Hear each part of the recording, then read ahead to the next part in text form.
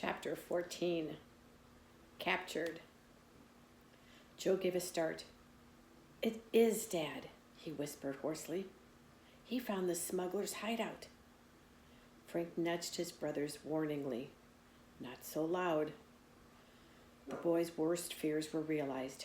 Their father was not only a prisoner of the smugglers, but also his life was being threatened.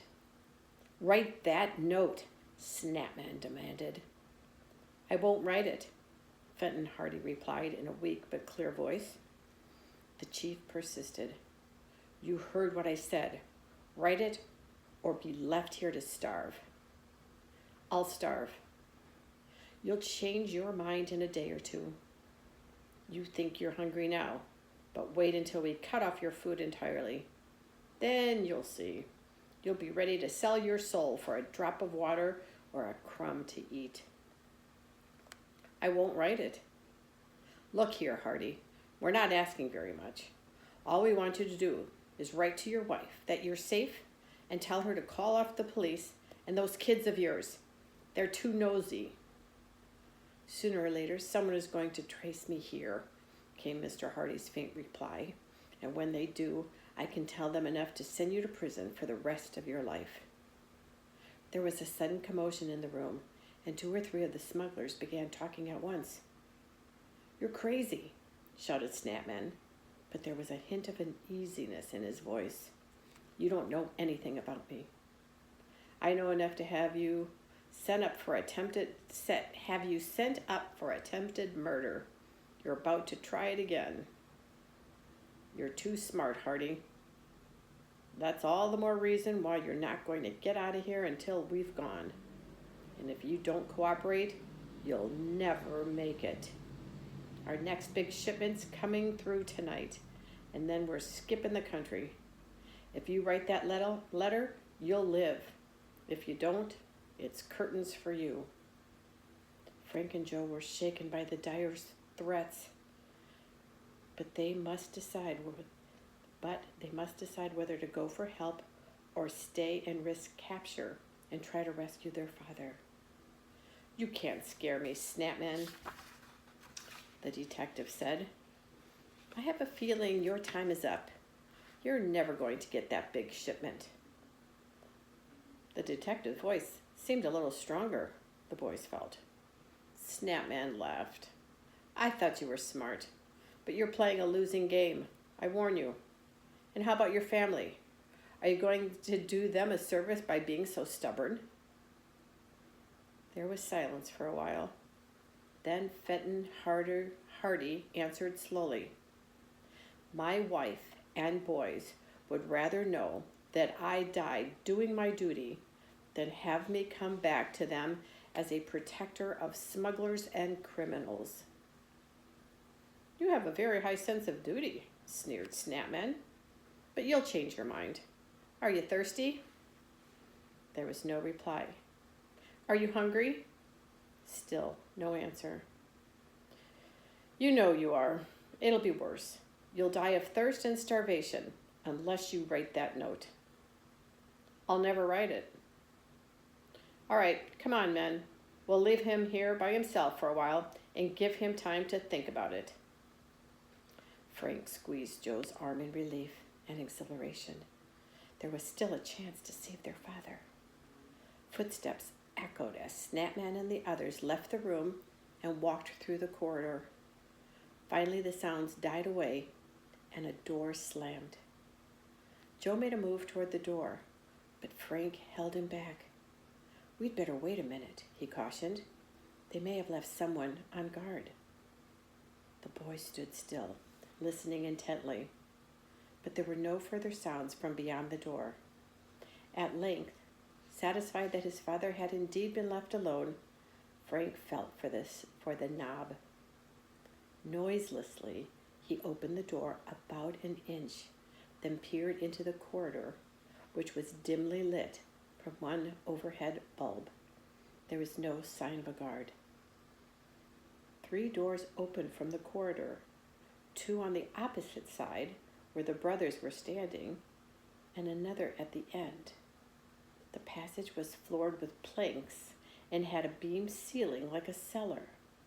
Frank and Joe quickly figured where their father was and sped across the planks to the room. They pushed open the door of an almost dark room and peered inside. There was a crude table and several chairs. In one corner stood a small cot. On it lay Fenton Hardy.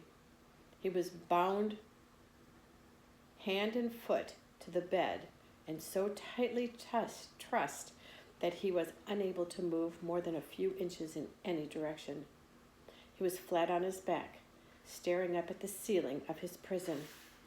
On a chair beside the cot was a sheet of paper and a pencil. Evidently, the materials for the letter Snapman had demanded that he write. "Dad," Frank and Joe cried softly. The detective had not heard the door open, but now he looked at his sons in amazement and relief. "You're here," he whispered. "Thank goodness." The boys were shocked at the change in their father's appearance. Normally a rugged-looking man, Fenton Hardy was now thin and pale. His cheeks were sunken and his eyes listless. "We'll have you out of here in a minute," Frank whispered. "Hurry," the detective begged. "Those demons may be back any minute." Frank pulled out his pocket knife and began to work on the ropes that bound his father. But the knife was not sharp and the bonds were thick. Joe discovered that he did not have his knife with him. He probably slipped out of the pocket when he was undressed at the Napoli, he said. "Mine's gone too," Mr. Hardy told them. "Snapman took everything I had in my pockets, including concentrated emergency rations. Have you anything sweet with you?" Joe pulled out a candy bar from his pocket and held it so Mr. Hardy could take a large bite of quick energy food. Meanwhile, his eyes roamed over the room in searching of something sharp that might help Frank with the ropes. He saw nothing. Mr. Hardy finished the candy bar, bite by bite. Now Joe started to help Frank by trying to untie the knots. But they were tight, and he found it almost impossible to loosen them. Minutes passed. Frank hacked at the ropes, but the dull blade made little progress. Joe worked on the obstinate knots. Fenton Hardy could give no assistance. All were silent. The only sound was a heavy breathing of the boys and the scraping of the knife against the ropes. At last, Frank was able to saw through one of the bonds, and the detective's feet were free. His sons pulled the ropes away and began to work on the one that bound his father's arms. As he reached over with the knife, there came a sound that sent a feeling of terror through the Hardys. It was heavy footsteps beyond the corridor door. Someone's coming back.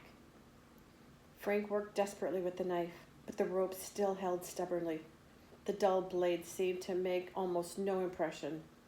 But at last, a few strands parted.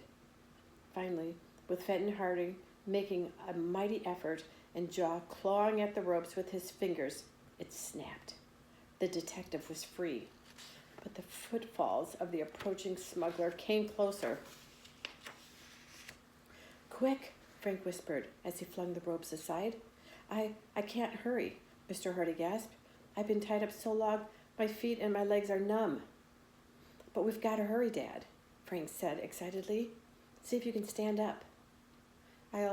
I'll do my best," his father replied, as the boys rubbed his legs vigorously to restore his full circulation. "We must run before the crooks come," Joe said tensely. Fenton Hardy got to his feet as hastily as he could, but when he stood up, the detective staggered and would have fallen if Frank had not taken his arm. He was so weak from hunger that a wave of dizziness had come over him. He gave his head a quick shake, and the feeling passed. "All right, let's go," he said, clinging to both boys for support. The three hastened out of the room and across the corridor to the cave. As they entered it, Mr. Hardy's knees buckled. In desperation, his sons picked him up. You go on, he whispered. Leave me here. I'm sure all of us can make it, Joe said bravely.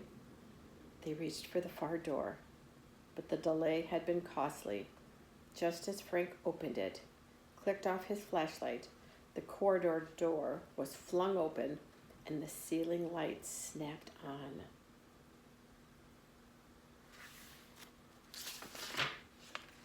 Frank and Joe had a confused glimpse of the dark man whom they had seen at the pond that afternoon. Snapman. Two rough-looking companions crowded in behind him.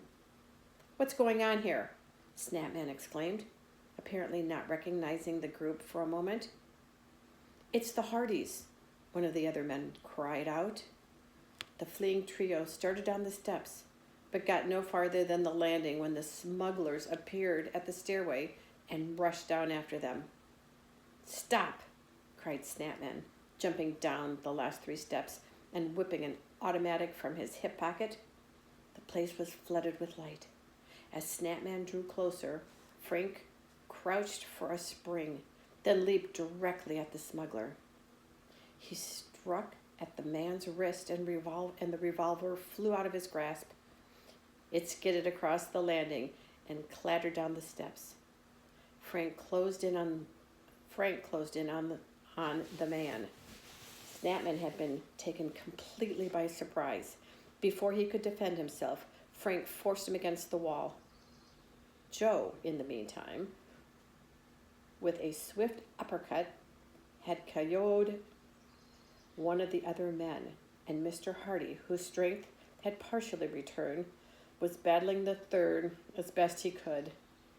But at that moment, the boys saw their father's adversary dodge to the wall and pressed a button. In an instant, an alarm bell sounded in the corridor. Within seconds, a new group of Snapman's gang appeared. As some of them held drawn revolvers, others overpowered the 3 Hardys. In the face of the guns, father and sons were forced to surrender and return to the room where Mr. Hardy had been held captive before. Within 5 minutes, Fenton Hardy was bound again to the cot, while Frank and Joe, trussed up and unable to move, were tied to 2 chairs. There's a picture of Frank leaping at the smuggler.